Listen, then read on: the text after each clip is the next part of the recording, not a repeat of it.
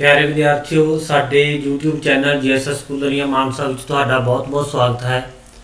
मेरा नाम है मनदीप सिंह तो मैं हाजिर हाँ तुहाडे लई एक नवा लैक्चर लैके उदारवाद की आलोचना। बच्चों असी पहला भी ये गल कीती सी कि कोई भी विद्वान जां विचारधारा चाहे किन्नी भी सफल क्यों ना होए, उन्हां दी आलोचना जरूर होंदी है। तो इस तरह ही उदारवाद की भी आलोचना हुई है। तो आलोचना शुरू करने तो पहला मैं चाहांगा कि आपां कुछ पॉइंट्स जो पिछले लैक्चर में डिस्कस किए सी उन्हां ते नज़र मार ली जाए। तो पिछले लैक्चर में असीं पढ़िया सी कि राजे दियां निरंकुश शक्तियां के खिलाफ एक विचारधारा राज विच जां समाज विच उभर के सामने आई, जिसनूं असीं उदारवाद का नाम दिंदे हां। इस विचारधारा नूं असीं 3 रूपों में वंडिया सी। सब तो पहला परंपरावादी जां नकारात्मक उदारवाद, उस तो बाद उस विच कुछ सुधार देखने को मिले जिन्होंने असीं समकाली जां सकारात्मक उदारवाद कहते हैं। तो वर्तमान समय विच आर्थिक हालत विच जो तब्दीलियां समाज विच जां राज्यां विच देखने को मिलियां हैं, उन्हां दे आधार ते असीं उसनूं नव उदारवाद के रूप विच जानते हैं। तो बच्चों, उदारवाद की आलोचना के तहत कुछ पॉइंट्स हैं जो एक करके मैं तुहाडी नज़र करांगा। तो सब तो पहला है व्यक्ति की विवेकशीलता विच विश्वास।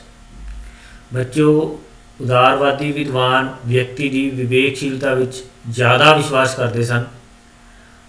ਉਹ व्यक्ति ਨੂੰ ਵੱਧ ਤੋਂ ਵੱਧ ਸੁਤੰਤਰਤਾ ਦੇਣ ਦੇ ਪੱਖ ਵਿੱਚ ਸਨ ਅਤੇ ਰਾਜ ਨੂੰ ਘੱਟ ਤੋਂ ਘੱਟ ਸ਼ਕਤੀਆਂ ਦੇਣ ਦੇ ਪੱਖ ਵਿੱਚ ਸਨ। ਉਹ ਚਾਹੁੰਦੇ ਸਨ ਕਿ ਰਾਜ ਵਿਅਕਤੀ ਦੇ ਰਸਤੇ ਵਿੱਚ ਕਦੇ ਵੀ ਕੋਈ ਰੁਕਾਵਟ ਖੜੀ ਨਾ ਕਰੇ।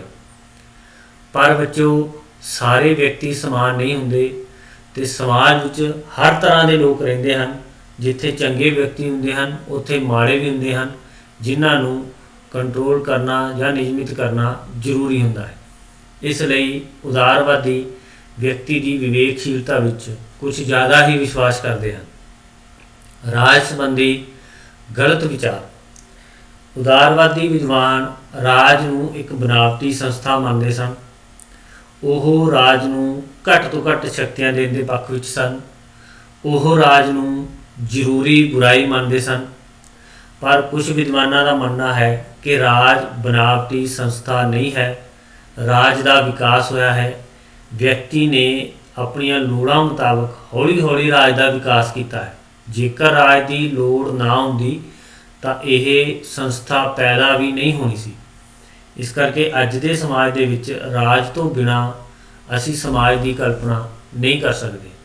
तो उदारवादी राज संबंधी जो विचारधारा रखते हैं उन्होंने असी सही नहीं कह सकते। अगला पॉइंट है खुले मुकाबले का सिद्धांत। ये भी उदारवादियों का काफ़ी महत्वपूर्ण सिद्धांत सी। वो चाहते सन कि राज व्यक्तियों के आर्थिक कामों में बिल्कुल दखलअंदाजी ना करे। इस सिद्धांत को असीं खुले मुकाबले का सिद्धांत कहते हैं। पर इस सिद्धांत के काफ़ी माड़े नतीजे निकले सी। मजदूरों का बहुत वड्डे पद्धर ते शोषण हुंदा सी। अमीर लोग मजदूरों नूं वध तो वध काम लैंदे सी ते घट तो घट तनख्वाह दिंदे सी। इस करके मजदूरों का बहुत वड्डे पद्धर ते शोषण किया जाता सी। तो इस करके खुले मुकाबले के सिद्धांत की भी बहुत वड्डी पद्धर पर आलोचना हुई है, क्योंकि राज के कंट्रोल तो बिना असी आर्थिक कामों नूं नियंत्रित नहीं कर सकते। इस तो इलावा अधिकार केवल राज विच ही माने जा सकते हैं। ये गल भी बिल्कुल सही है, क्योंकि उदारवादियों ने कुदरती अधिकारों का सिद्धांत दिता सी। वो मानते सी कि व्यक्ति नूं जां समाज नूं कुदरती अधिकारां दा पालन करना चाहिए है। पर कुदरती अधिकारां नूं लागू किवें कीता जा सकता है? कुदरती अधिकारां नूं जेकर लागू करने वाली कोई संस्था ही नहीं है तो ऐसे समाज दे विच सिर्फ अराजकता ही होएगी। तो अधिकार जेकर असीं चाहुंदे हां कि अधिकार सारे व्यक्तियों नूं समान मिलण, तो कोई ऐसी संस्था होनी चाहिए है जिहड़ी सारिਆਂ नूं कंट्रोल कर सके। तो ऐसी संस्था सिर्फ राज ही हो सकती है। इस करके कहा जाता है कि अधिकार केवल राज विच ही माने जा सकते हैं। प्रतिनिधि संस्थावां ते अमीरां दा कंट्रोल।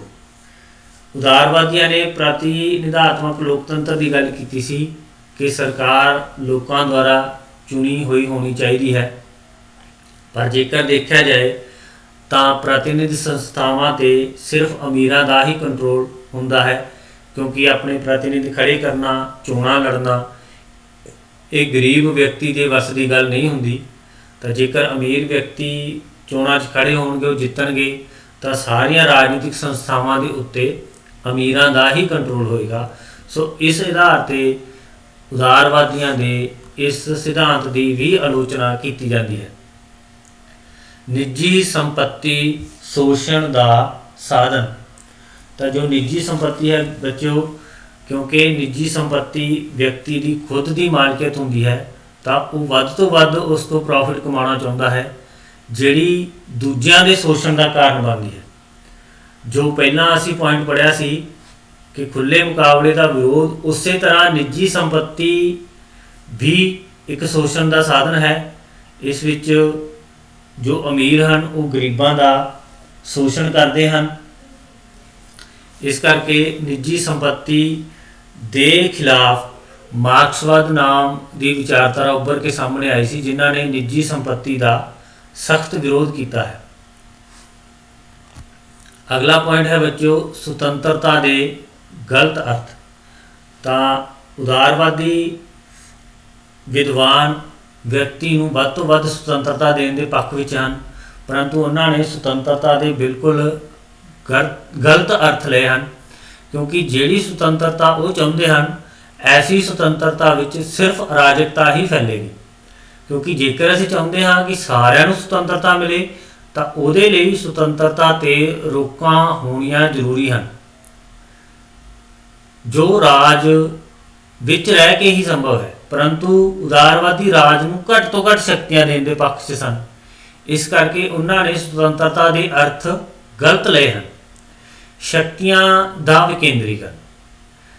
ਉਦਾਰਵਾਦੀਆਂ ਨੇ ਸ਼ਕਤੀਆਂ ਦੇ ਵਿਕੇਂਦਰੀਕਰਨ ਦੀ ਗੱਲ ਕੀਤੀ ਹੈ, ਪਰੰਤੂ ਕੁਝ ਵਿਦਵਾਨਾਂ ਦਾ ਮੰਨਣਾ ਹੈ ਕਿ ਜੇਕਰ ਅਸੀਂ ਸਮਾਜ ਦਾ, ਰਾਜ ਦਾ ਵਿਕਾਸ ਕਰਨਾ ਚਾਹੁੰਦੇ ਹਾਂ, ਤਾਂ ਉਹ ਵਿਕੇਂਦਰੀਕਰਨ ਦੁਆਰਾ ਛੇਤੀ ਸੰਭਵ ਨਹੀਂ ਹੁੰਦਾ, ਕਿਉਂਕਿ ਜੇਕਰ ਵਿਕੇਂਦਰੀਕਰਨ ਦਾ ਸਿਧਾਂਤ ਅਪਣਾਇਆ ਜਾਵੇ ਤਾਂ ਕੋਈ ਵੀ ਡਿਸੀਜਨ ਲੈਣ ਲੱਗਿਆਂ, ਕੋਈ ਵੀ ਨਿਰਣੇ ਲੈਣ ਲੱਗਿਆਂ ਕਾਫੀ ਦੇਰ ਹੋ ਸਕਦੀ ਹੈ।